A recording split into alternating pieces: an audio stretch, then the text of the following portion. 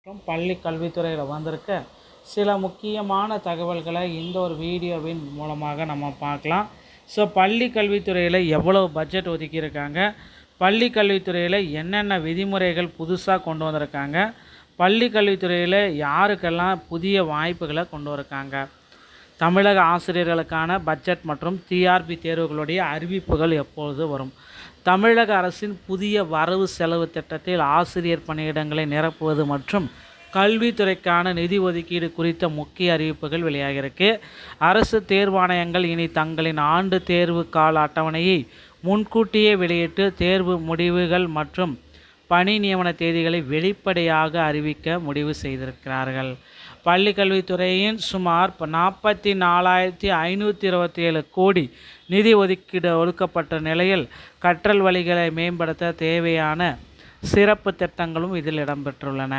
வரும் ஆகஸ்ட் மாதத்தில் நடைபெற உள்ள மானிய கோரிக்கை விவாதங்களின் பொழுது காலி பணியிடங்கள் குறித்த விரிவான தகவல்கள் மற்றும் துறை சார்ந்த அறிவிப்புகள் வெளியாகலாம். போட்டித் தேர்வுகளுக்கு தயாராகும் ஆசிரியர்களுக்கு நம்பிக்கையூட்டும் வகையில் அமைந்துள்ள இந்த பட்ஜெட் அரசு பணிக்காக காத்திருப்பவர்களுக்கு ஒரு நற்செய்தியாக அமைஞ்சிருக்கு அப்படின்னு சொல்லலாங்க. பட்டதாரி ஆசிரியர்களுடைய காலி பணியிடங்கள் அதிக அளவில் பார்த்திங்கன்னா பட்ஜெட்டில் அறிவிக்க போகிறதா இருக்காங்க.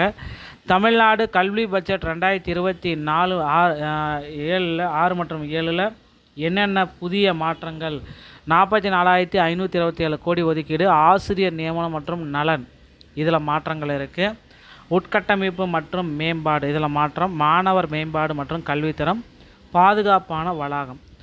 ஆகஸ்ட் 24ஆம் தேதி பள்ளிக்கல்வித்துறை மானிய கோரிக்கை மற்றும் முழுமையான காலி பணியிடங்களுடைய அறிவிப்பை வெளியிடுற நாள் அப்படின்னு நம்ம சொல்லலாம்.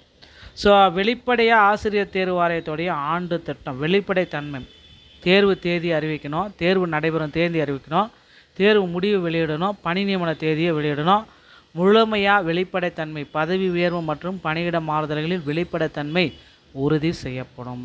சேவை உரிமை சட்டம், ஆசிரியர்களின் நலன் காக்க புதிய சேவை உரிமை சட்டம் அறிமுகப்படுத்தப்படும்.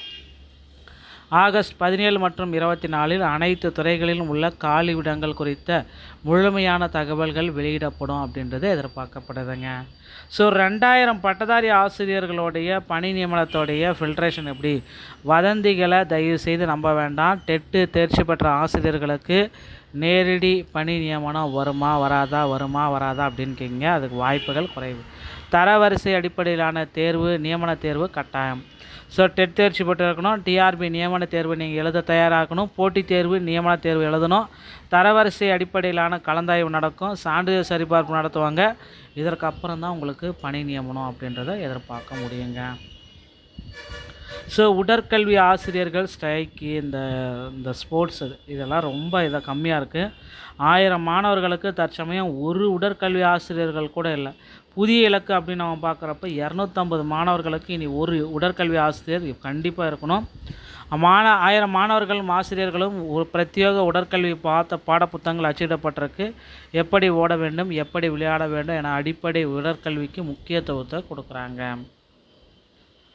சூப்பர் கிளீன் மற்றும் சூப்பர் கேம்பஸ் இதை பார்த்திங்கன்னா தினசரி தூய்மை பணிகள், குடிநீர் வசதிகள், கழிப்பறை பராமரிப்பு, 24/7 பாதுகாப்பு.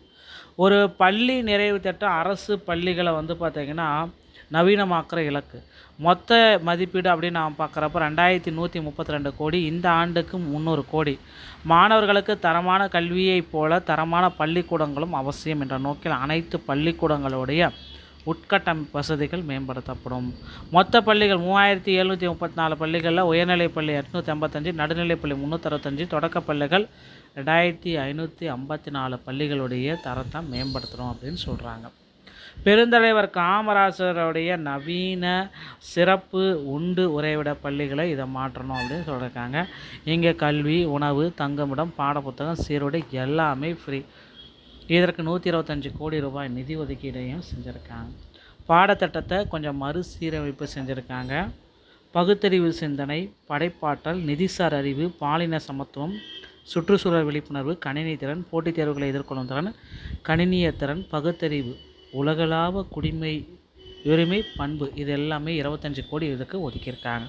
ஸோ போதையில்லா தமிழ்நாடு ஒதுக்கிறதுக்கு இது ரெடி பண்ணிகிட்ருக்காங்க. தகவல்கள் ஏதாவது இருந்துச்சு அப்படின்னா 10 558 1 இந்த எண்களில் பள்ளி விவகாரங்களில் பெரிதாக காட்சிப்படுத்தப்படும். மொபைல் செயலி ட்ரக் ஃப்ரீ தமிழ்நாடு இந்த இதன் மூலமாகவும் நீங்கள் தெரிவிச்சுக்கலாம் அப்படின்றத சொல்கிறாங்க. சிறந்த கல்வியுடைய முக்கியமான இது உடற்கல்வி ஆசிரியர்கள் ஒன்றுக்கு ஒரு ஒரு ஆசிரியருக்கு 250 மாணவர்கள் இருக்கணும். குளோபல் சிட்டிசன்ஷிப் பாடத்திறன் மேம்பாடு, சூப்பர் கிளீன் கேம்பஸ் தினசரி பராமரிப்பு, உதவி எண் பாதுகாப்பு. நிதி ஒதுக்கீடு வெறும் எண்கள் அல்ல, அவை மாணவர்களின் அன்றாட வாழ்க்கையை நேரடியாக மேம்படுத்தும் ஆயுதங்கள். ஸோ ஃபைனலாக என்ன அப்படின்றத நம்ம பார்க்கலாம். போட்டித் தேர்வுகளுக்கான முக்கிய நாட்கள் 17/8/2024, 24/8/2024. மானிய கோரிக்கை தொடக்கம், பள்ளிக்கல்வித்துறை அறிவிப்பு 43, உயர்கல்வித்துறை அறிவிப்பு 20. இது எல்லாமே வந்துடும் அப்படின்னு சொல்கிறாங்க.